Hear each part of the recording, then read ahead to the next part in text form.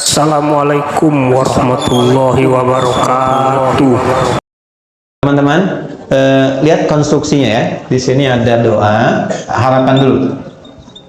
Ada harapan, atau cita. Ini takdirnya. Ini saya mungkin ke sini X, di sini Y. Ya, kemudian di sini ada doa untuk mempercepat. Di sini ada ujian. Di sini ada pengabulan jawaban. Kalau di ritual umroh atau haji, di sini ada sofa, di sana ada marwah ya. Baik. Nanti kita jelaskan. Sebetulnya ada banyak sekali hikmah dari ritual kita yang sekarang sayangnya menjadi ritual saja, walaupun pahala ada. Pahala itu diberikan pada keikhlasan dalam penunaian ibadah secara benar. Jadi kalau Anda sholatnya benar dari awal sampai akhir dan ikhlas, pahala diberikan. Tapi barokah, nilai-nilai kebaikan dari sholat yang kita dapatkan dalam hidup itu cenderung potensinya kurang bisa didapatkan kalau kita nggak paham hikmahnya. Oke? Seseorang kan, semua orang punya harapan ya, punya cita-cita. Terus dia berdoa kan? Ya Allah, yang sedang kuliah, saya pengen lulus IPK 4 misalnya. Ya kan? Ya Allah, saya pengen rumah tangga yang sakinah, mawadah, dan rahmah. Halo, kenapa sedih begini? Tenang ya. Nah, jadi intinya setiap orang punya cita-cita. Misalnya ini lulus ujian. Sifatnya wisuda, akhir didapatkan. Ada seorang mahasiswa pengen diwisuda dan lulus. Berarti kan harapan kan? Oke, saya mau tanya pada Anda. Mungkinkah diwisuda kalau dia tidak kuliah? Mungkinkah diwisuda kalau dia nggak ikut ujian? Mungkin. Tiba-tiba berdoa malam ini, besok wisuda. Mungkin. Pasti dia melewati tahapan dulu kan? Ya kan? Nah, tahapan inilah jembatan yang mengantarkan kita pada harapan yang ingin kita raih. Kita punya harapan di ujung sana, kita pengen raih. Kita mesti jalan kan ke sana? Nah, jalan itulah yang disebut dengan ujian. Ini. Ujian ini yang sering kita lihat sebagai masalah. Kan kita ngerjain ujian jadi masalah kan? Masalah, solusi, gitu kan? Ya? Nah, jadi sesungguhnya ujian atau masalah ini diberikan oleh Allah kepada kita bukan ingin membuat hidup kita bermasalah, bukan. Tapi ingin mengantarkan kita pada harapan dan doa yang pernah kita mohonkan. Memang jalannya mesti ini.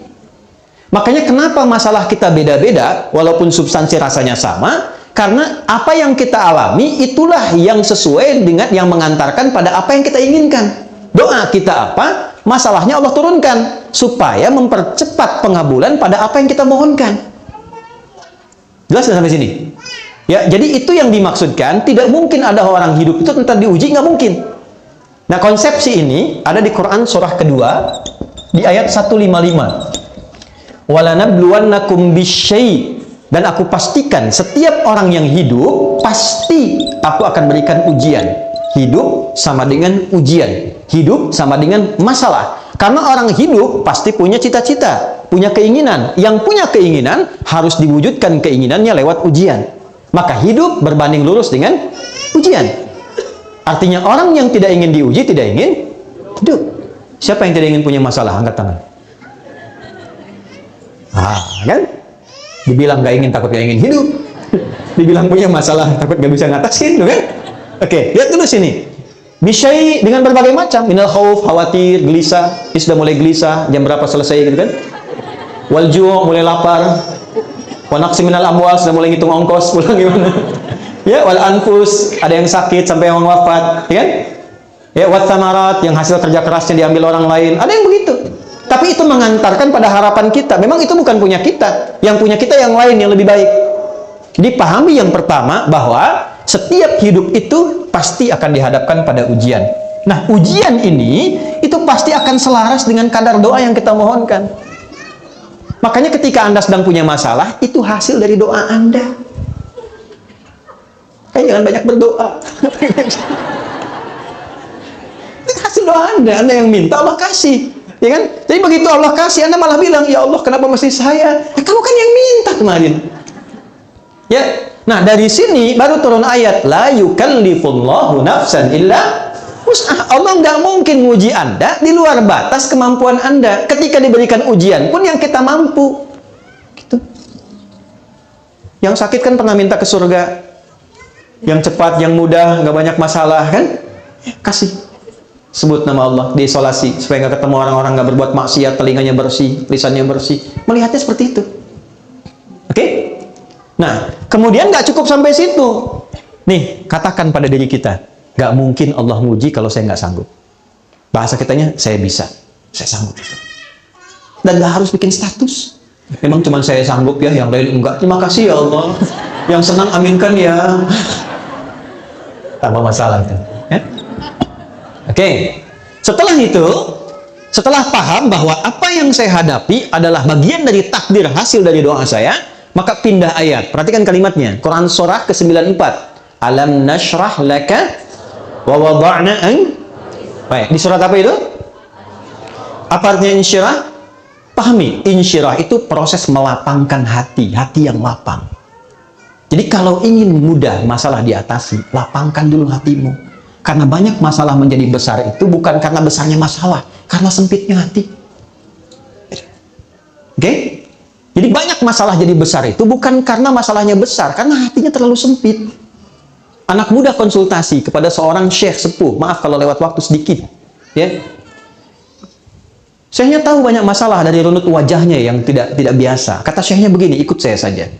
Dibawa kemudian garam segenggam ke pinggir danau, dilempar setengahnya ke gelas, diambil air, minum. Kata anak muda ini, asin, minum saja. Begitu diminum, betul asin dan dimuntahkan, dibuang semua ke danau. Lalu sisa dari garam tadi seluruhnya dibuang ke danau, ambil lagi airnya, minum, segar, enak, nyaman. Kata syekhnya, ini spirit al-insyirah. Saya sampaikannya di hadapan presiden ketika beliau galau tuh. Alhamdulillah ada kebaikan dia. Ketika ini dilakukan, diminum segar, kata syekhnya kurang lebih demikian. Itulah keadaan hatimu. Kalau cawan hatimu engkau buat sempit segelas ini, maka masalah sekecil apapun akan terasa berat. Tapi kalau cawan hatimu engkau perlebar seperti danau ini, masalah sebesar apapun seperti garam ini akan terasa ringan dan mudah. Alam nashrah laka sadrak, bukankah aku sudah buat hatimu lebar dan luas? Kenapa engkau sempitkan? Wa wada'na anka wizrak alladhi anqadha dhahrak, sehingga dengan itu membuat tubuhmu seakan menanggung beban yang berat yang tidak semestinya ditanggung.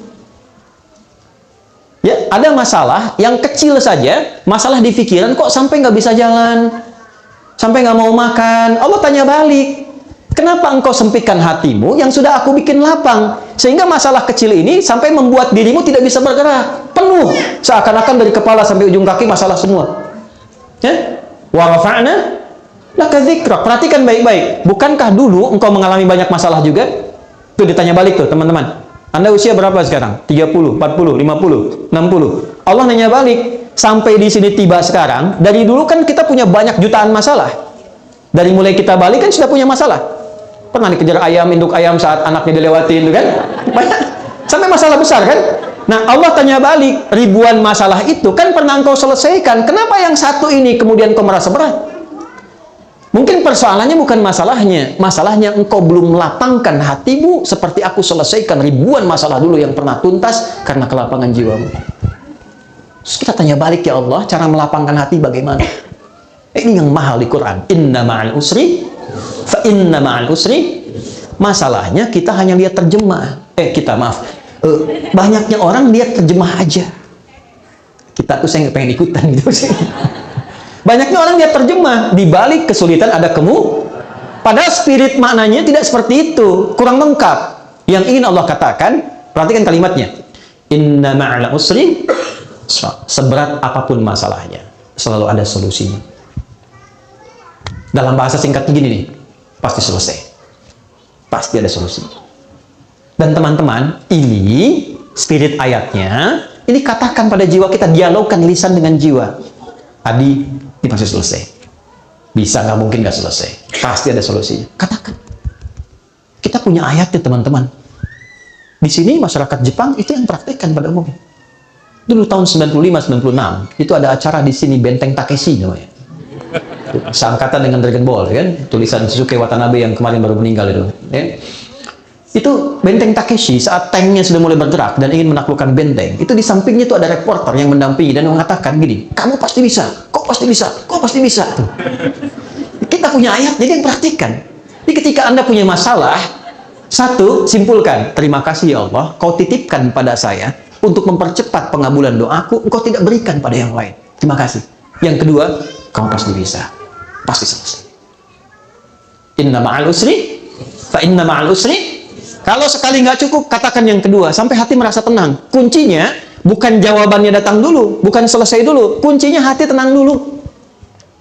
Jiwa yang tenang melahirkan keputusan yang cemerlang. Bikin status tuh. Oke, terakhir, faida faragta. Kalau hatinya sudah tenang, baru mitigasikan persoalannya. Masalahnya apa? Di rumah tangga bikin mitigasi. Kenapa suami begini? Kenapa saya begini? Oh, ini ketemu satu. Dengan ketenangan hati. Setelah itu, jangan harapkan hasil. Karena kalau Anda mengharap hasil, Anda kecewa. Serahkan hasilnya kepada siapa? Allah. Wa ila rabbika farghab. Nah, itu kalau sudah terkumpul, kita akan selalu ridho pada setiap situasi yang Allah berikan dari perjalanan takdir kita. Terima kasih ya Allah Engkau kirimkan ini. Terima kasih ya Allah Engkau hadirkan ini. Alhamdulillah. Ya. Makan gak makan asal ridho Allah pada kita ya. Tidak harus selalu kumpul gitu ya. Kadang-kadang kan sendiri-sendirian. Gimana? Karena yang bikin tema. Ya. Baik, saya kira itu yang penting untuk saya sampaikan. Dan yang sebagai penutup, sebagai bonus, tolong cari lawannya yang positif untuk berlatih keridhaan. Itu rumus di Quran surat Asy-Syams. Jadi kalau ada yang A kurang bagus, cari yang B yang bagusnya. Misal, jujur lawannya apa? Jujur lawannya apa? Bohong. Rendah hati lawannya apa? Sombong. Baik, sombong diciptakan bukan ingin membuat Anda sombong, tapi supaya rendah hatinya muncul. Jadi kalau ada muncul tentang sesuatu yang terlihat sombong, berarti saya mesti rendah hati. Kenapa mesti Anda yang lihat? Marah lawannya apa? Sabar. Jadi kalau pulang dari sini, lihat suami marah, ibu langsung simpulkan, marah dititipkan pada suami saya. Bukan ingin menjadikan suami saya pemarah, tapi ingin menitipkan supaya kesabaran saya meningkat, agar sanggup mengatasi persoalan rumah tangga lebih besar di masa yang akan datang. Jadi kalau suami datang, marah-marah, Alhamdulillah. Kamu kenapa ketawa? Terima kasih ya Allah telah mengirimkan amarah pada suami saya sehingga saya bisa belajar sabar. Suami juga nggak punya alasan untuk marah. Cemberut apa lawannya? Anda pulang ke rumah istri cemberut. Waalaikumsalam. Kayaknya kenal ya. Aman. Setelah itu kasih emas 2 kilo, selesai masalahnya. Emang istri saya masih ada nggak? Udah nggak ada kan? Alhamdulillah, makanya saya cerita ya. Karena jarang ada ustadz ceramah bahwa istrinya jarang, apalagi bahas yang itu. Sama saja gitu ya. Baik teman-teman, itu yang bisa disampaikan.